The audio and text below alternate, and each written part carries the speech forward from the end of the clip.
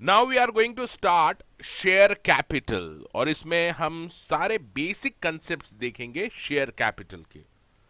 Now let's see first what we are going to cover in this video lecture. Target of studies. सबसे पहले हम देखेंगे meaning of share, उसके बाद kinds of share, and then preference shares के बारे में देखेंगे, और उसके बाद issue of redeemable preference shares. What are the conditions, क्या कंडीशंस होती हैं इसको इशू करने के लिए, वो देखेंगे. Then equity shares, then issue of equity share with differential voting right. What are the conditions we will see here, and lastly we will see the comparison of equity and preference shares. Now first we will see the meaning of the term share.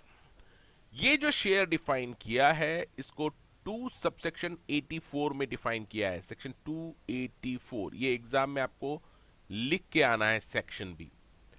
Share बहुत ही simply define किया है. Share means share in the share capital of a company and includes stock.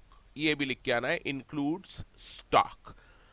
अगर question ज्यादा marks का आता है share के ऊपर कमेंट करने के लिए, तो वेरियस जजेस ने, हमारे जो जजेस हैं डिसाइडेड केस लॉज में जो डिफाइन किया है, जो वर्डिंग्स यूज किए हैं शेयर के बारे में, वो भी आप लिख सकते हैं. पहली चीज आप लिख सकते हैं, it is not a sum of money. Share is not a sum of money but it is a bundle of rights and liabilities. पहला पॉइंट. दूसरा आप लिख सकते हैं इट्स अ राइट. राइट है ये आपका to participate. Participate in what? Participate in profits and asset. Profit में आप कब पार्टिसिपेट करते हैं? When company is a going concern. और ये जो प्रॉफिट आप पार्टिसिपेट करते हैं प्रॉफिट में, it is in the form of dividend. Dividend मिलता है आपको जब तक कंपनी चल रही है, प्रॉफिट्स में है. और दूसरा right to participate in asset. Asset में कब पार्टिसिपेट करते हैं? When the company is going to be wound up. जब कंपनी का वाइंड अप होता है, अंत आ जाता है, तब right to participate in the asset, इसी को हम शेयर कहते हैं. ये 2 पॉइंट एक्स्ट्रा आप लिख सकते हैं अगर क्वेश्चन ज्यादा मार्क्स का आता है, लेट्स से 5 मार्क्स का.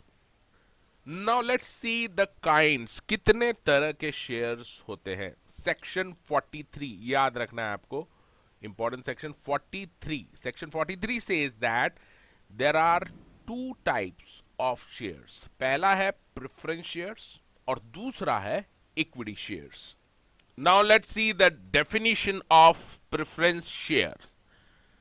A share that carries a preferential rights, keyword है याद रखना, that carries preferential rights of payment of dividend and repayment of capital.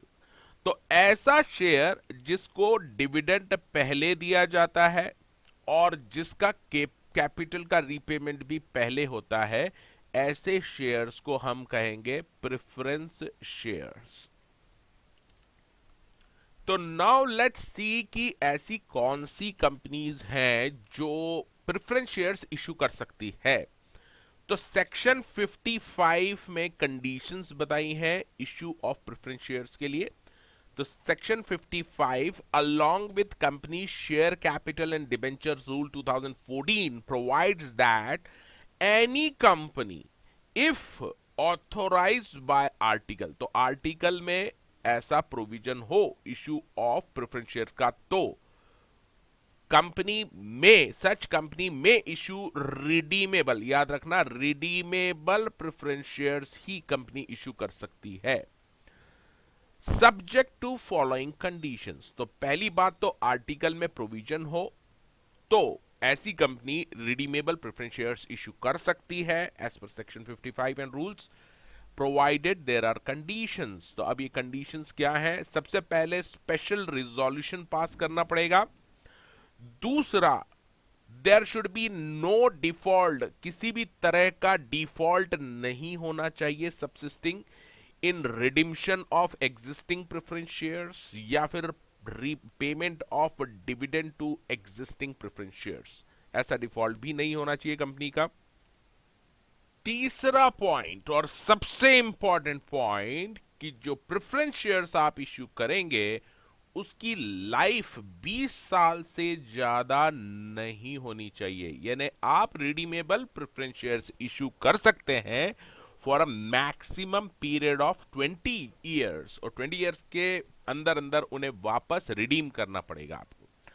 However, interesting point exam में पूछा जा सकता है, however if a company is engaged in infrastructural projects, ये आपको कीवर्ड याद रखना है, इंफ्रास्ट्रक्चर प्रोजेक्ट्स की कंपनी है जो डिफाइन किए हैं शेड्यूल 6 में, ये भी आपको लिख के आना है। शेड्यूल 6 में जो इंफ्रास्ट्रक्चर प्रोजेक्ट्स की कंपनीज हैं वो अगर चाहे तो प्रेफरेंस शेयर इश्यू कर सकती है 30 साल लाइफ के, यानी 30 इयर्स, 10 साल ज्यादा, but subject to conditions, following condition, ये 30 साल तक के रिडीमेबल प्रेफरेंस शेयर्स इशू कर सकती है। पहली कंडीशन, पहला point, redemption of minimum 10% of such preference share should be redeem per year. इसका मतलब ये इंफ्रास्ट्रक्चर कंपनीज 30 साल के भी रिडीमेबल प्रेफरेंस शेयर इशू कर सकती है, लेकिन एटलीस्ट 10% प्रेफरेंस शेयर इनको हर साल रिडीम करने पड़ेंगे फ्रॉम द 21st ईयर, यानी 20 साल तक नहीं करना है, 21st ईयर से 10% preference shares pro rata basis पे रिडीम करने होंगे, या उससे पहले भी आप कर सकते हैं 20 इयर्स के पहले से, एट द ऑप्शन। इसका मतलब company should give such kind of redemption का option to preference share holder.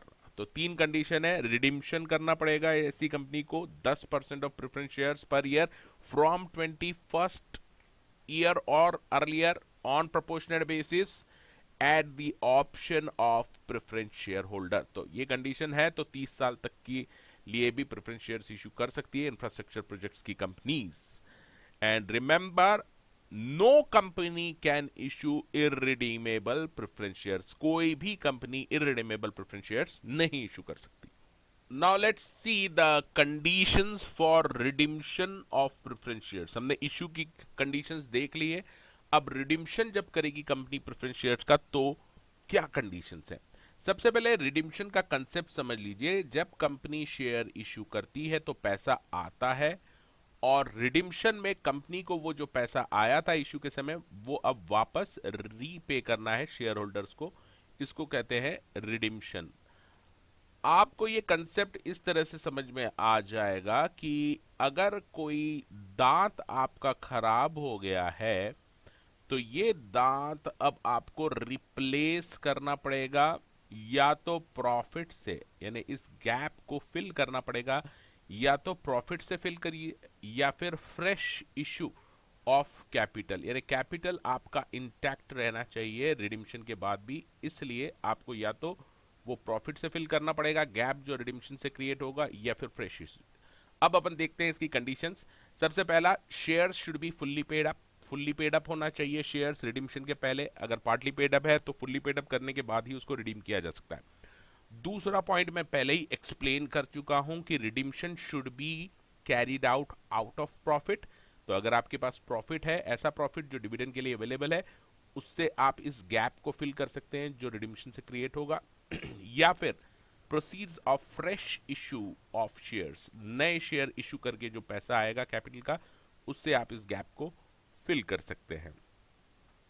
अगर आप प्रॉफिट से इस गैप को फिल करना चाहते हैं, तो प्रॉफिट से अगर फिल करना है तो आपको CRR बनाना पड़ेगा, that is capital redemption reserve account create करना पड़ेगा। प्रॉफिट में से इतना पैसा ट्रांसफर करना पड़ेगा, कितना, नॉमिनल, याद रखना है, nominal amount of share to be redeemed, उतने का आपको CRR बनाना पड़ेगा। फॉर एग्जांपल 10 लाख रुपए के शेयर आपको रिडीम करने हैं, लेकिन ये 2 लाख रुपए के प्रीमियम पे रिडीम करने हैं, तो टोटल आपका 12 लाख रुपीस का पेमेंट करना है, but the nominal amount of share to be redeem is only 10 lakh, तो CRR जो बनेगा वो 10 लाख का बनेगा। इसके अलावा जो प्रीमियम पे करना है आपको रिडीम्शन पे, जैसे हमने देखा था 10 लाख रुपीस के शेयर हैं और 2 लाख प्रीमियम पे रिडीम कर रहे हैं, तो ये जो प्रीमियम का अमाउंट है ये दो तरीकों से आप पे कर सकते हैं, या तो प्रॉफिट में से पे कर सकते हैं प्रीमियम पेबल ऑन रिडीम्शन, या फिर आपका एग्जिस्टिंग अगर सिक्योरिटी प्रीमियम अकाउंट में कुछ पैसा है तो उससे भी आप रिडीम्शन प्रीमियम पे कर सकते हैं।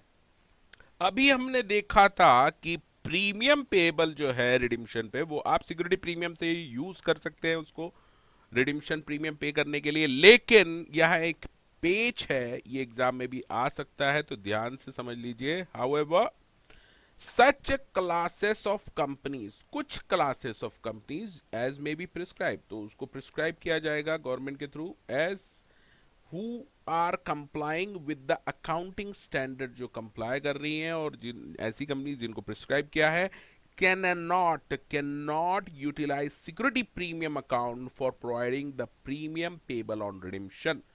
तो ये कंपनीज जो प्रिस्क्राइब होंगी वो सिक्योरिटी प्रीमियम अकाउंट को यूज नहीं कर सकती for providing the redemption premium. Point याद रखना है आपको।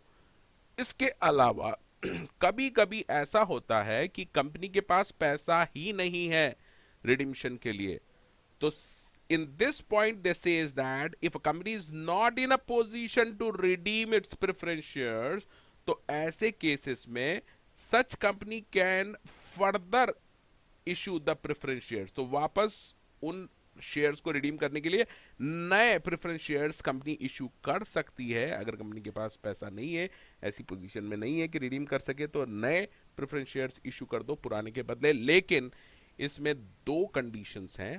पहला, आपको उन प्रेफरेंस शेयर्स की कंसेंट लेनी पड़ेगी, तो holders of preference shares 75% of value of preference shares. Then second condition है साथ में एंड, यानी दोनों को कंप्लाई करना पड़ेगा, consent of preference share holder of having 75% value of preference shares, and second approval लेना पड़ेगा एनसीएलटी का, national company law board, company law tribunal का आपको अप्रूवल भी लेना पड़ेगा।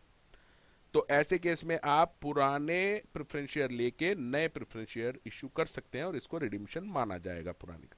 नेक्स्ट पॉइंट है जब कभी भी आप रिडीम्शन करेंगे, such fact of redemption should be intimated to ROC, registrar of companies को आपको ये इंटीमेट करना पड़ेगा redemption in form SH7 within 30 days of redemption. Now let's see the meaning of equity share. Preference shares का देख चुके हैं, equity share का मतलब क्या है, बहुत ही सिंपल है। It means a share which is not a preference share, तो ऐसा शेयर जो प्रेफरेंस शेयर नहीं है उसे हम इक्विटी शेयर कहते हैं। There are two kinds of equity share. Equity share भी दो तरह के हो सकते हैं। Equity share with equal right, समान अधिकार सभी शेयर होल्डर्स को, इक्विटी शेयर होल्डर को, इसको कहेंगे equity share with equal rights. And second है equity share with differential right. Differential right, अलग अलग इक्विटी शेयर्स को अलग अलग राइट्स होंगे, तो different classes of equity shares आप बना सकते हैं।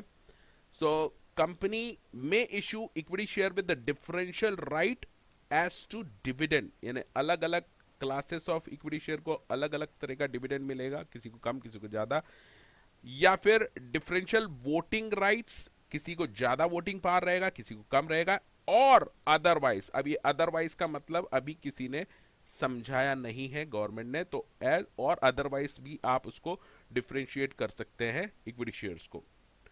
तो दो तरह के इक्विटी शेयर है, equity share with equal right, समान अधिकार, and equity share with differential rights, अलग अलग तरह के अधिकार।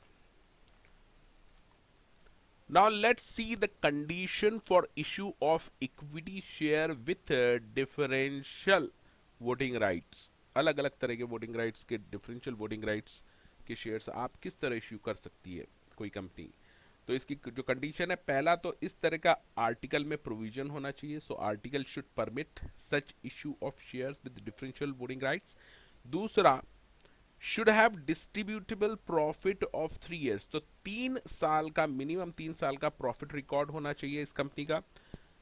तीसरा पॉइंट है ऑर्डिनरी रिजोल्यूशन कंपनी ने पास किया हो। नॉर्मली हर जगह स्पेशल रिजोल्यूशन रहता है, यहां पे याद रखना है ऑर्डिनरी रिजोल्यूशन कंपनी ने पास किया हो। And fourth point, such share, यानी जो आप डिफरेंशियल वोटिंग राइट्स की इक्विटी शेयर इशू कर रहे हैं, सच शेयर शेल नॉट एक्सीड, ये भी याद रखना है, 26% of total post issue paid up equity capital. ये परसेंटेज याद रखना है, 26% of total post issue paid up capital से वो एक्सीड नहीं होना चाहिए इस तरह के शेयर्स। नेक्स्ट कंडीशन है कंपनी हैज नॉट डिफॉल्टेड, क्योंकि ये जो आप इश्यू कर रहे हैं डिफरेंशियल वोटिंग राइट्स, ये एक तरह का लग्जरियस आइटम है, और ये लग्जरी कंपनी तभी अफोर्ड कर सकती है जब उसने किसी भी तरह के डिफॉल्ट नहीं किए हो। नो डिफॉल्ट, उसके घर पे कोई भूखा प्यासा ना हो। No default in filing of annual account, annual return for last 3 years, पिछले 3 साल में आपने एनुअल अकाउंट और एनुअल रिटर्न अगर तीनों साल नहीं फाइल किए हैं तो आप इस तरह की लग्जरी अफोर्ड नहीं कर सकते, डिफरेंशियल वोटिंग राइट्स के शेयर नहीं इशू कर सकते। दूसरा है रीपेमेंट ऑफ डिपॉजिट्स, जो डिपॉजिटर हैं आपके, उनको आपने या तो रीपे नहीं किया उनका टाइम पे, या फिर इंटरेस्ट पे नहीं किया, तो ऐसे केस में भी आप डिफरेंशियल वोटिंग राइट के शेयर इशू नहीं कर सकते, वो भूखे प्यासे हैं depositor, you can not enjoy such luxury. तीसरा, डिबेंचर होल्डर्स आपके भूखे प्यासे हैं, इसका मतलब आपने उन्हें या तो रिडीम नहीं किया है ड्यू डेट पे या इंटरेस्ट पे नहीं किया है, तो भी आप इस तरह की लग्जरी इस्तेमाल नहीं कर सकते डिफरेंशियल वोटिंग राइट्स की। या फिर प्रेफरेंस शेयर्स को आपने डिविडेंड नहीं दिया है या रिडीम्शन नहीं किया है, या फिर कोई टर्म लोन है, याद रखना टर्म लोन यूज किया है word, long term loan, term loan आपने लिया है फाइनेंशियल इंस्टीट्यूशन या बैंक से और उनका रीपेमेंट या इंटरेस्ट पे नहीं किया है, तो भी आप ये डिफरेंशियल वोटिंग राइट्स के शेयर इशू नहीं कर सकते। या फिर डिविडेंड कंपनी ने डिक्लेयर करके आफ्टर डिक्लेरेशन डिविडेंड पे नहीं किया है, चाहे इक्विटी शेयर होल्डर हो या प्रेफरेंस शेयर होल्डर, तो ऐसे केस में इन डिफॉल्ट्स में company equity share with differential voting rights issue नहीं कर सकती। इसके अलावा फर्दर कंडीशन है कि company has not been convicted during last 3 years, पिछले 3 साल, ओनली 3 साल याद रखना है, पिछले 3 साल में कंपनी को किसी ऑफेंस में कन्विक्ट नहीं किया गया हो इन एक्ट्स में। अभी कौन से एक्ट्स हैं? Security contract regulation act, SCRA, SEBI act, FEMA, RBI act, या फिर any other special act under which such companies being regulated by sectoral regulator। For example आप इंश्योरेंस कंपनी है अगर आपकी, तो IDRA एक स्पेशल रेगुलेटर एक्ट है, उसमें भी आपका डिफॉल्ट नहीं होना चाहिए, पिछले 3 सालों में कन्विक्ट नहीं होना चाहिए। A company can not convert, और साथ ही आपको याद रखना है conversion is not allowed, company cannot convert its equity share with equal rights into equity share with differential rights and vice versa। यानी ये दोनों क्लासेस, जो डिफरेंशियल राइट्स वाले इक्विटी शेयर है और जो नॉर्मल इक्विटी शेयर है, उनको आप कन्वर्ट नहीं कर सकते, ये साफ साफ लॉ में लिखा है। अब लास्टली हम देखेंगे कंपैरिजन, क्वेश्चन आ जाता है एग्जाम में, comparison of preference and equity shares. तो बहुत ही सिंपल पॉइंट्स है, preference shares are entitle to fix rate of dividend, उनको मिलता है, इक्विटी शेयर को नहीं मिलता। Dividend should be paid in preference to preference share, और प्रेफरेंस शेयर्स को पहले डिविडेंड पे किया जाता है, उसके बाद कुछ बचा हो तो इक्विटी शेयर को पे किया जाता है। तीसरा, preference shares have preference to equity share with regard to repayment of capital, जब कैपिटल का रीपेमेंट होता है तो ऐसे में भी सबसे पहले प्रेफरेंस शेयर्स का कैपिटल का रीपेमेंट होता है, उसके बाद इक्विटी का होगा। Redeemable preference share may be redeemed by the company, may be की जगह आप ऐसा कर लो कि कंपनी को रिडीम करना ही पड़ेंगे, company should must redeem the redeemable preference shares, however equity shares में ऐसा रिडीम्शन करने की जरूरत नहीं है। और लास्ट पॉइंट आपको याद रखना है, equity share holder can vote on all matters, equity share holders के पास राइट है, सभी मैटर्स पे वो अपना वोट दे सकते हैं, लेकिन प्रेफरेंस शेयर होल्डर्स केवल स्पेशल सर्कमस्टेंसेस में ही वो वोट कर सकते हैं। now this is the end of this part.